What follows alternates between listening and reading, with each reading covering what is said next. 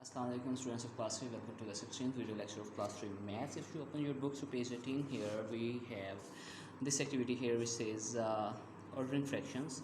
Now we have some unlike fractions with the common numerator, and from the first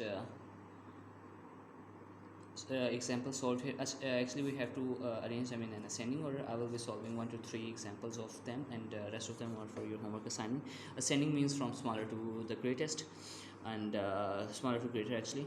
And for this one, if we look at this fraction here, it has the greatest denominator from all of the other two. So 2 over 10 is the smallest fraction, then 2 over 5, 2 over 5, and then 2 over 3, sorry.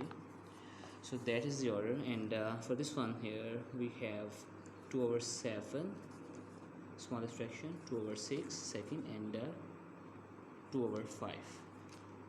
So that's the order. And just like the descending order, you have to solve them like descending order from greatest to smallest.